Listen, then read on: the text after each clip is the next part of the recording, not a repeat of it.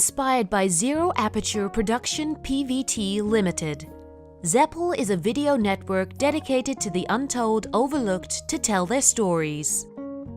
મારું નામ કાળુભાઈ ભૂપાભાઈ ગણાંદિયા અને આજે આપણે જે જગ્યાએ ઊભા છીએ તે ગામ ભેટ, તાલુકો મૂળી અને જિલ્લો સુરેન્દ્રનગર.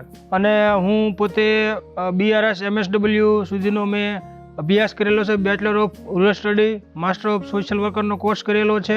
12 ગુંઠાનું વર્મી કમ્પોસ્ટ યુનિટ પણ અમે અહીંયા બનાવેલું છે. આ જે વર્મી કમ્પોસ્ટ યુનિટ છે તો એ અમે એમાંની અંદર જે અમારા ગાયનું ગોબર છે, તેમજ અમારા વાડી વનનો જે કચરો છે, અમારો જે એગ્રો વેસ્ટ જે કચરો છે અને તેમજ સાથે માટી, બધું મિક્સ કરી અને અમે એની અંદર સરસ મજાની કુંડીઓ બનાવેલી છે, બેડ બનાવેલા છે. પ્લસ ખેડૂતો જે આજે મોંઘા ભાવની દવાઓ, રાસાયણિક ખાતરો જે ખરીદી કરે છે તો એમાં એને વાંહે નફો વધતો નથી.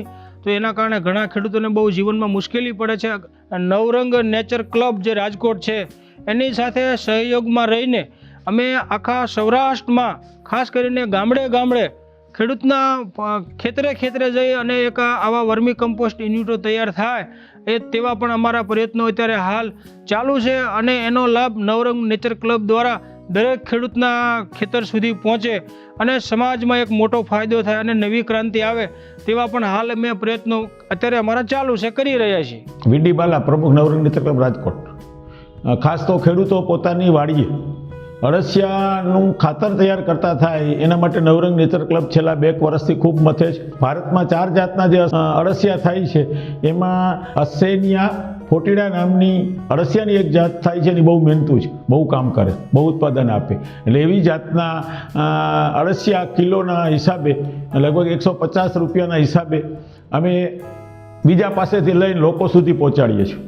બહુ સસ્તા હોય છે. અળસિયાની ખેતીમાં એવું કરવાનું હોય, છાંયો જોઈએ અને એક ક્યારો કરી નાખો, 2 ફૂટ પહોળો, 1 ફૂટ ઊંડો અને લગભગ 10 થી 15 ફૂટની લંબાઈ હોય, ઉપર છાંયો હોય.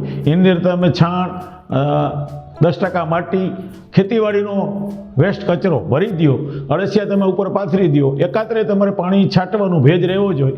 2 મહિનાની અંદર એ ખાતર તૈયાર થઈ જાય છે. એ ખાતર, ચાળેલું ખાતર અમે રાજકોટની અમારી નવરંગ નેચર ક્લબની બજારમાં 20 રૂપિયા કિલો વેચીએ છીએ. બહુ સસ્તું કહેવાય. આના પહેલાં અલગ અલગ જગ્યાવાળા વેચે ને તો 50નો કિલો, એટલે 20નો કિલો ખાતર જથ્થાબંધ જગ્યાને 15નો કિલો આપીએ. અને આ લોકો વધુમાં વધુ અળસિયા ખાતરનો ઉપયોગ કરતા થાય. ખાસ તો કુંડા, ફૂલછોડો અને બગીચાના જ્યાં હોય ને ત્યાંય વપરાય, ખેતીવાડીમાં વપરાય છે. ખેડૂતો આ તરફ વળે એટલે અમે સતત મથતા હોઈએ છીએ.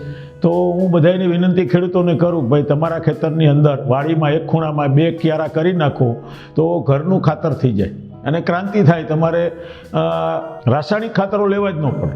અળસિયા ખાતરના ફાયદા એ છે કે અળસિયા ખાતર છે એ ઓછા ખર્ચે તૈયાર થાય છે. પ્લસ એમાં નિંદામણનું બીજ છે એ એકદમ બિલકુલ નહીવત હોય છે. એટલે નિંદામણ ખર્ચો જે આપણે ખેતીમાં 10-20% હોય છે એકદમ ઘટી જાય છે.